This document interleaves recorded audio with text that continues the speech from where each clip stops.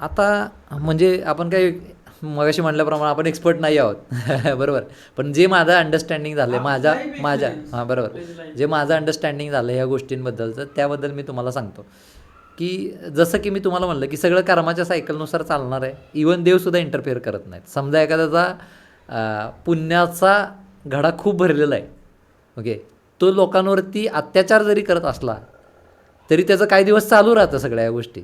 त्याच्यामध्ये सुद्धा देव इन्फ्लुअन्स करत नाहीत, कारण त्याचं त्याच्या कर्मिकनुसार चाललं आहे. बरोबर. आणि तो देवाकडे जात नाही आहे. बरोबर. आणि देवही त्याच्याकडे जात नाही आहे. त्याच्या ह्या सगळ्या कार्मिक सायकलमध्ये देव काहीही करत नाही. पण एखादा माणूस अडचणीत आला आहे, ओके, आणि तो भक्ती करतो आहे. बरोबर. तो आता कोणाकडे जातो आहे, त्याला लक्षात आलं आहे की ह्या समाजातल्या सगळ्या गोष्टी ज्या आहेत, वकील असो, पंतप्रधान असो, कुणी असो, डॉक्टर असो, अमका असो, फलाना असो, कोणी असो, यांच्याकडून माझं सोल्युशन होण्यासारखी गोष्ट नाही आहे. किंवा यांच्याकडून जरी सोल्युशन व्हायचं असेल तरी मला त्या एक्स फॅक्टरकडे विनंती केल्यानंतरच ह्या गोष्टी कधीतरी माझ्या मार्गावर लागत आहेत, हे त्याचा एक अनुभव आलेला असतो.